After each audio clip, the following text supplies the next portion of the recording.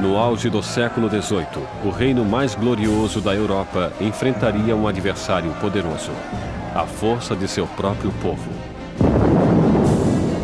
Um homem se ergueria para inspirar a nação a afastar um rei relutante, uma rainha odiada, e uma nova república nasceria no sangue da Revolução Francesa.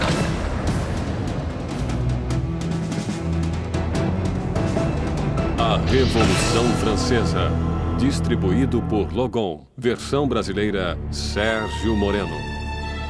1794, prisão de Concierge, uma fortaleza impenetrável às margens do rio Sena. Úmida, infestada de ratos, conhecida como a Anticâmara da Morte. Dentro, a voz da jovem nação está prestes a ser silenciada. Enquanto seu cabelo é cortado e seu pescoço fica nu para a lâmina da guilhotina, Maximilien Robespierre prepara-se para pagar o preço pelo cataclismo deixado à sua volta. A explosão de acontecimentos que tornaram-se a Revolução Francesa. A Revolução Francesa foi o extraordinário momento em que o povo começou a acreditar que seria possível refazer quase tudo em sociedade, que não podia somente mudar a política, as instituições, mas a própria natureza humana através da ação política. A Revolução Francesa representa a encruzilhada do mundo moderno, onde tudo começa a encaminhar-se para uma direção diferente. A Revolução viu uma terra feudal virar as costas para a tradição aristocrata e criar um novo e violento caminho para o futuro.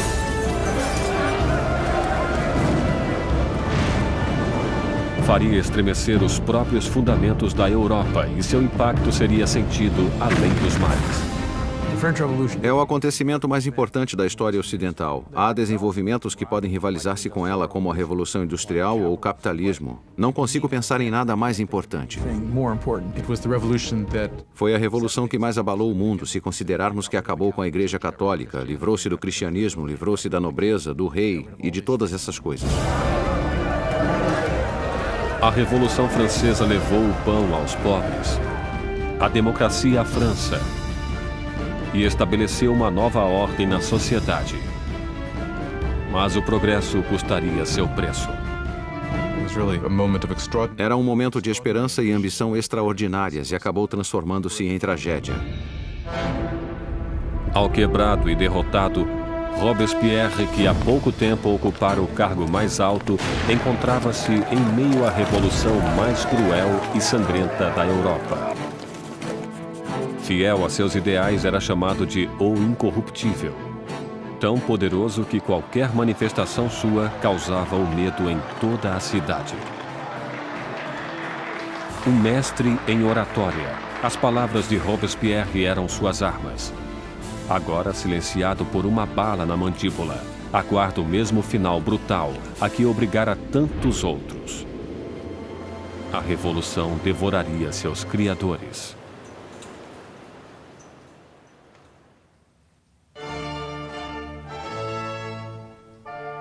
Ninguém poderia prever a turbulência que viria em um dia de primavera de 1770. O castelo de Versalhes estava repleto das multidões brilhantes da corte real. Terminada em 1682, Versalhes foi a obra-prima do rei Luís XIV. Para colocar alguma distância entre ele e seus súditos, Luís XIV elege para a capital da França essa pequena cidade distante 20 quilômetros a oeste de Paris, onde ele ordenou a construção do palácio mais magnífico da Europa. Durante quase 100 anos, ele foi o trono da monarquia da nação e hoje é testemunha de um casamento muito importante. O neto do rei Luís XV, o príncipe Luís Capet, o próximo na linha do trono, receberia sua noiva. Com apenas 15 anos na véspera de seu casamento, Luís Capet é tímido e hesitante, com poucas das características esperadas de um futuro rei, e muito menos de um marido. Luís era um menino inexperiente, tímido, dolorosamente inadequado com 15 anos, sem possuir nenhuma graça social. A amante de Luís XV, Madame du Barry, chamava-o de menino gordo e mal alimentado. Basicamente, é só um menino. Era muito difícil para Luís tomar decisões. Tremia incessantemente e estava sempre pronto a deixar-se persuadir pela última pessoa com quem falasse. Claro que essas não são consideradas qualidades de liderança. O casamento de Luís era uma união política entre a família real austríaca, os Habsburgo, e a sua própria, os Bourbon. O casamento simbolizaria o fim de uma antiga rivalidade e o começo de novos laços regionais. A jovem noiva chega à França. É uma menina de olhos grandes, de 14 anos. Maria Antonieta.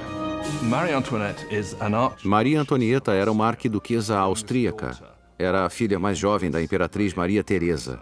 Foi para a França como parte de um acordo de casamento que representava uma grande mudança de alianças, pois pela primeira vez a França e a Áustria tornavam-se aliadas e não mais inimigas.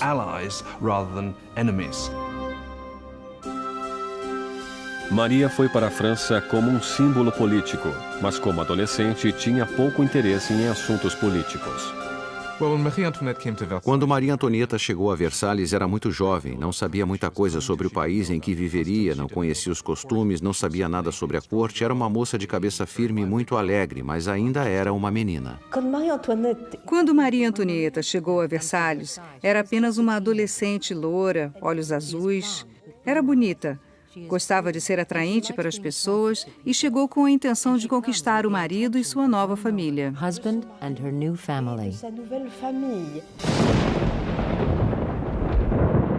Na noite do casamento, houve uma forte tempestade.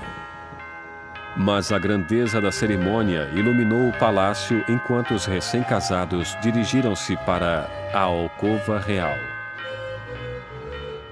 Em uma cerimônia que simbolicamente assegura a concepção de um herdeiro, os cortesãos do rei estavam presentes quando o estranho jovem casal foi revelado no leito nupcial pela primeira vez.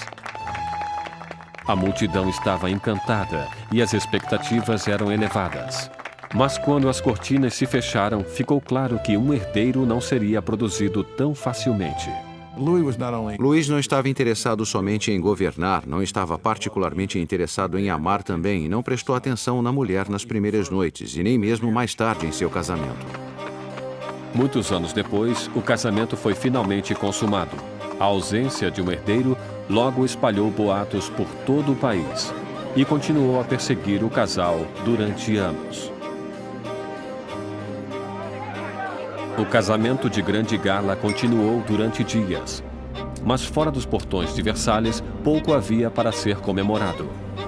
Anos de incompetência por parte da monarquia deixaram o povo francês pobre e faminto.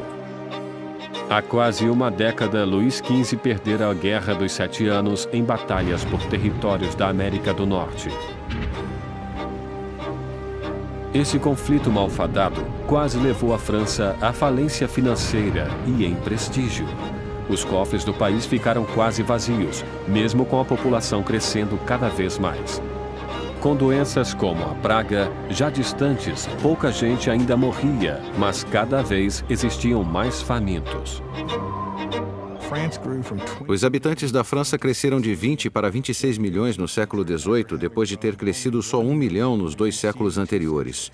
Isso causava uma tremenda tensão na situação e havia muita ansiedade. 4 anos depois do casamento real, o avô do príncipe Luís perdeu sua batalha final pela varíola. Luís XV morreu como um rei derrotado e impopular, deixando atrás de si um país à beira do caos. Em uma cerimônia generosa, o jovem príncipe Luís herdou o trono e foi coroado como Luís XVI. Mas mesmo durante a coroação, Luís já estava consciente de não estar preparado para o cargo. Luís XVI, quando seu avô morre e fica claro que ele não era o rei, não sabia o que fazer.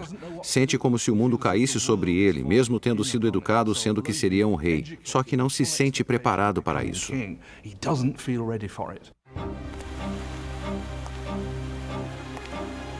Para um reinado em crise, Luís XVI seria o pior homem a ser o novo rei. O jovem de 20 anos reza: "Protegei-nos, Senhor, pois reinamos muito jovens." Protegidos em seus aposentos reais em Versalhes, Luís e Maria iniciam suas vidas como jovens monarcas, enquanto, a apenas 20 quilômetros de distância, em Paris, outra nova era começava, que iria confrontar-se com a monarquia. Uma perigosa era de ideias. A era do iluminismo.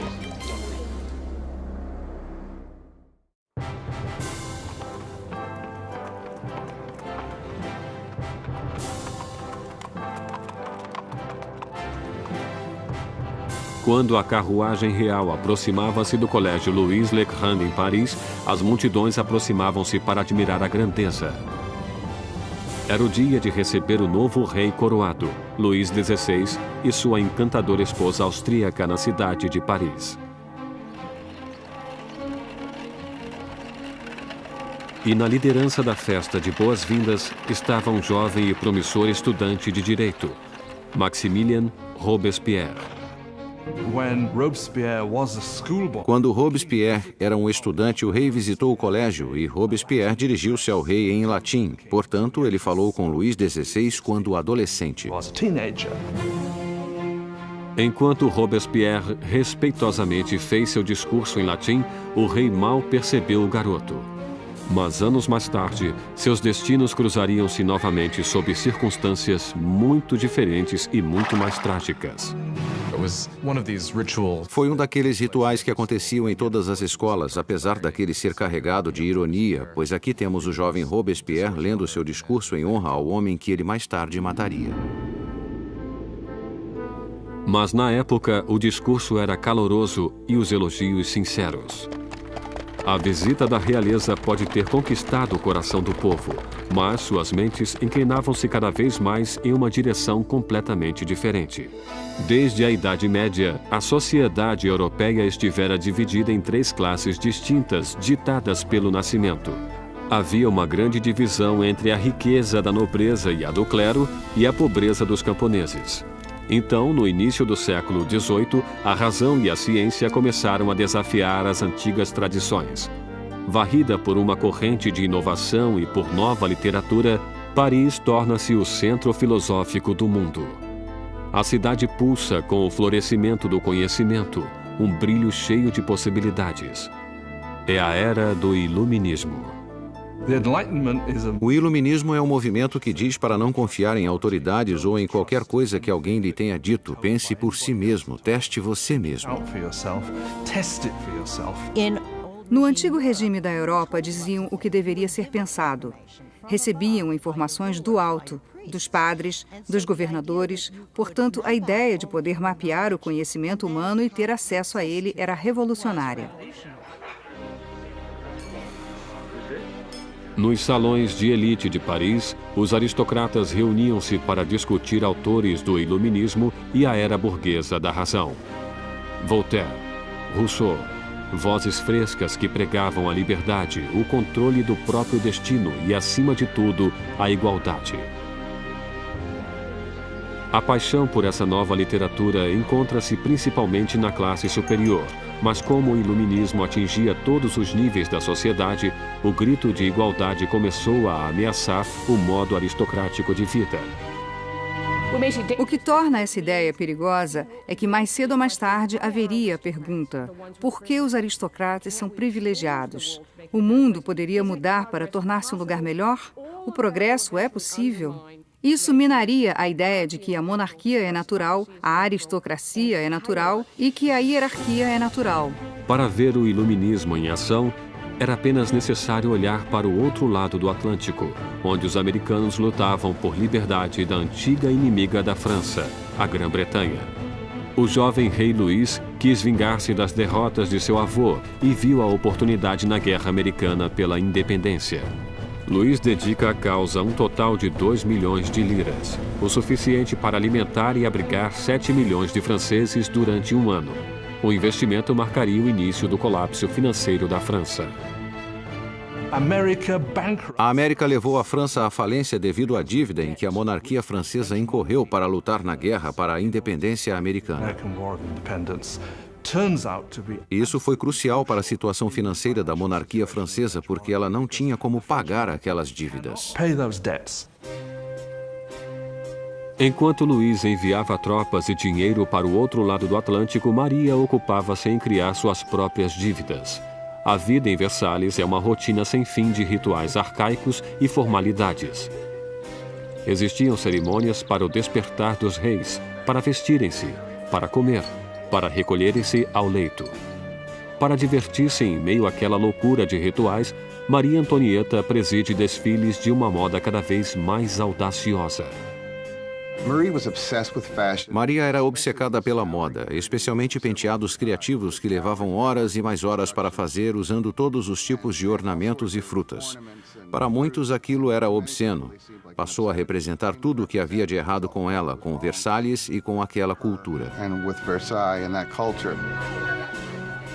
Maria ocupa-se também com os boatos da corte, jogando e inventando diversões.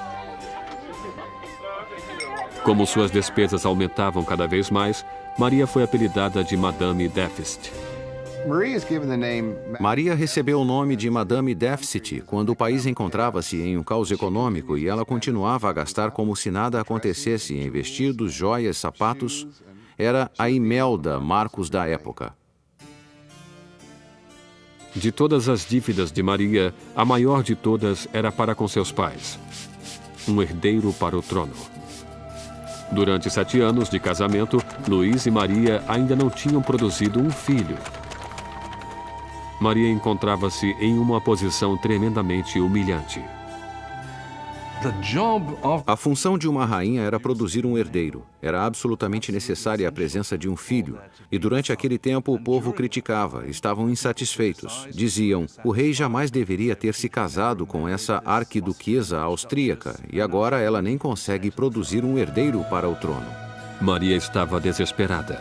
O apetite de Luís por comida era inquestionável, mas o sexo não encontrava-se em seu cardápio. Maria Teresa, a mãe de Maria Antonieta, questionava: se uma garota tão bonita quanto minha filha não o anima, o que estará acontecendo? Luís XVI e sua jovem esposa Maria Antonieta não conseguiam conceber durante 7 anos, e isso causava problemas para o reino.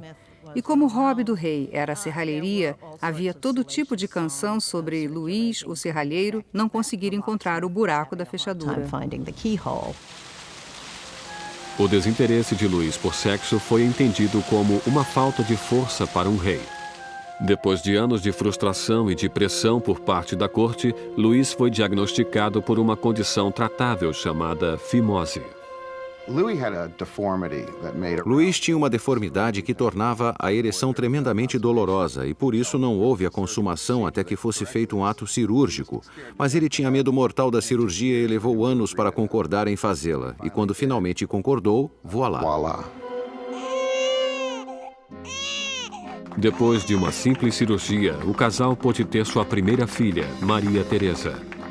Mas isso não conseguiu limpar a imagem anterior de Maria. Desde o início de 1780, começaram a circular folhetos por todo o país, uma sátira pornográfica do rei e da rainha. Panfletos obscenos debochavam da impotência de Luís e mostraram Maria como uma meretriz promíscua em uma corte debochada e decadente. A visão do povo sobre a monarquia tornava-se amarga ao mesmo tempo em que a situação dos campos piorava. Depois de uma sucessão de más colheitas, a confusão causara o aumento do custo da farinha, levando a uma carência do que era o coração da dieta da França: o pão. Mas as reclamações paravam nos portões de Versalhes. Como a realeza continuava a viver em extravagância, as queixas eram limitadas ao papel. Uma acusação foi dirigida diretamente para a corte real. Vocês sabem por que existem tantos necessitados? É porque sua existência de luxo devora em um dia o que alimentaria 1000 homens. O homem por trás desta acusação? O mesmo jovem que apenas anos antes endeusara o rei e a rainha depois de sua coroação, Maximilien Robespierre. E nele, o povo logo ganharia uma voz para pedir liberdade e igualdade para a revolução. Versalhes, no final do século XVIII, era um oásis de extravagância rodeado por uma terra em desespero.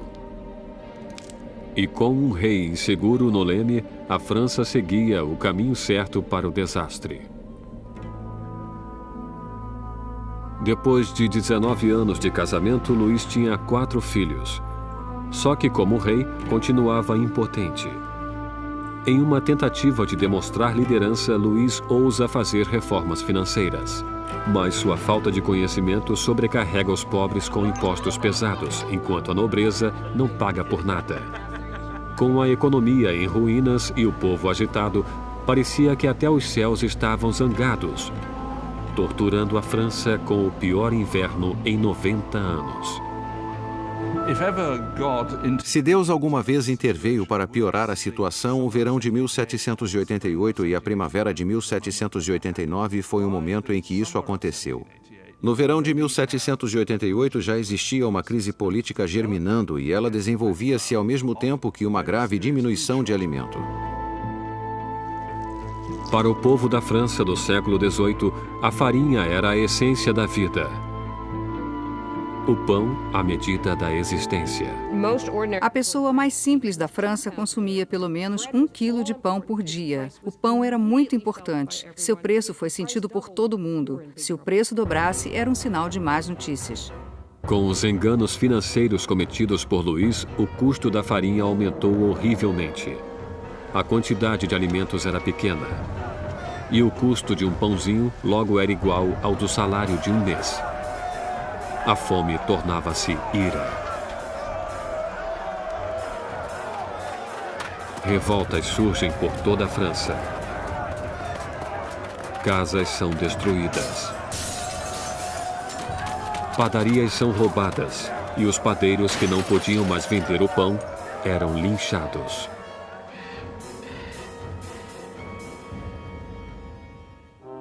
Com a economia em frangalhos, os bancos obrigam Luís a contratar um ministro das finanças, Jacques Necker, um pensador do iluminismo. Necker é popular de uma maneira que Luís só poderia invejar. Jacques Necker foi sem sombra de dúvida o ministro mais popular durante a primavera de 89, porque afirmou publicamente em seus pronunciamentos que o dever do governo seria garantir que houvesse pão suficiente para todos.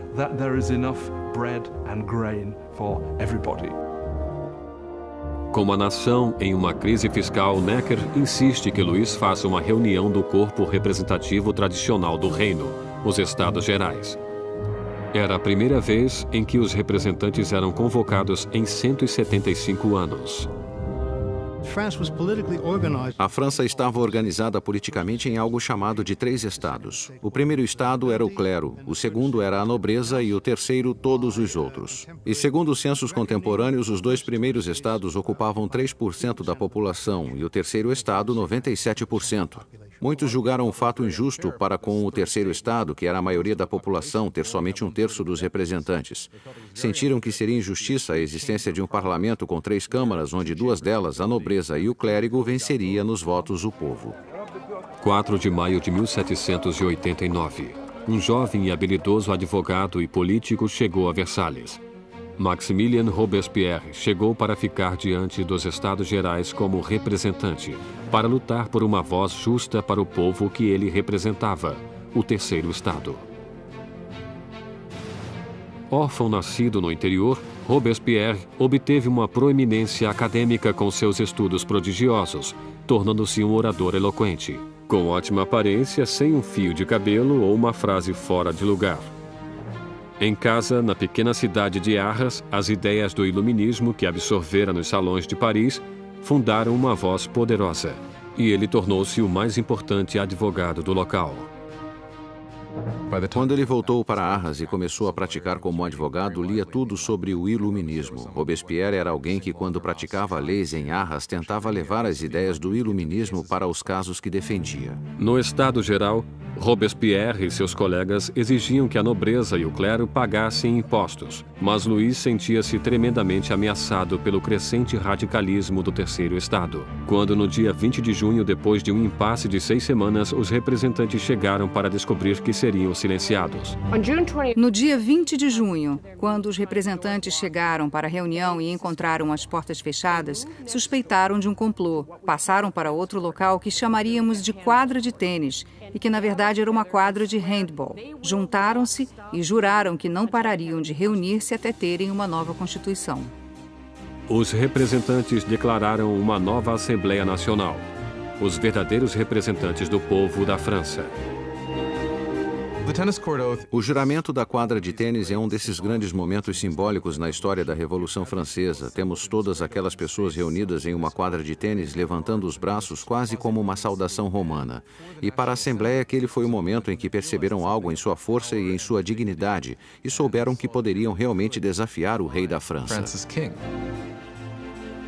Como um ato de desafio revolucionário, nasceu a Assembleia Nacional. Será uma comunhão de vozes de todo o país, um corpo parlamentar executando a vontade do povo. Mas tirar o poder do rei não seria tão fácil quanto assinar uma simples proclamação. Todas essas vitórias iniciais que aconteceram em Versalhes são mais vitórias de papel e não têm como se sustentar. O medo que tomou os representantes em Versalhes quando nos aproximamos de julho de 1789 foi porque o rei reunia suas forças para dispersá-los, para acabar com eles.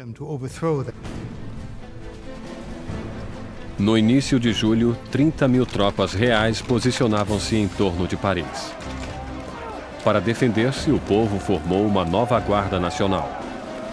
Os revolucionários atacam os arsenais de Paris e conseguem furtar 28 mil mosquetes. A única coisa que falta é a pólvora, e o povo sabe onde consegui-la. No centro de Paris existe uma masmorra de pedra, famosa como símbolo do regime feudal, a Bastilha. A prisão abriga toda a pólvora da cidade e é lendária como câmara de tortura e mortes horríveis. A Bastilha fora o grande símbolo do despotismo real, o grande símbolo dos reis da França que iam além dos limites de seu próprio poder, fora um símbolo do horror para o povo francês. Em meio à revolta, acontece um ultraje surpreendente. Luís demite seu ministro das Finanças, Jacques Necker, o amado do povo, visto como simpático às massas. Horas depois de sua demissão, Paris fica sabendo que seu representante foi afastado.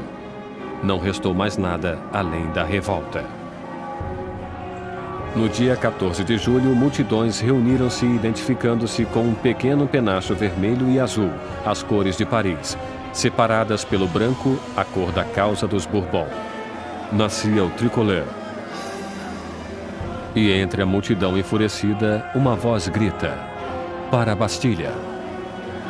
Atacar a Bastilha significava que o povo de Paris dizia: não se livrarão da nova Assembleia Nacional. O povo está agindo, está armando-se e basicamente diziam: estamos do lado da revolução. Vendo o exército que aproximava-se, o governador da Bastilha, Bernard de Launay, tentou trancar a prisão. Armou uma defesa inútil, mas os saqueadores invadiram a fortaleza e atiraram-se sobre os guardas com facas e lanças. Finalmente, de Launay rende-se, mas a multidão furiosa arrasta-o pelas ruas. Os saqueadores exaltados chutam e esfaqueiam-no até que ele grita: matem-me de uma vez. E a multidão obedece. Ele é assassinado e nasce uma tradição revolucionária. Sua cabeça decepada desfila enfiada em uma lança.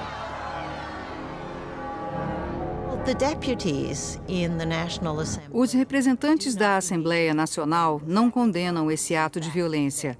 Na verdade, aceitam-no. E foi essa aceitação da violência popular que, pela visão de algumas pessoas, criou um padrão que teria consequências catastróficas para o desenvolvimento da Revolução. Com a fumaça ainda pairando sobre a Bastilha, Luís XVI voltava da caça. Em seu diário, em 14 de julho de 1789, escreve nada, referência à sua caçada mal sucedida. Um ajudante surge com as notícias das revoltas e da queda da Bastilha. Luís XVI pergunta: é uma revolta? Não, senhor, ele responde. É uma revolução.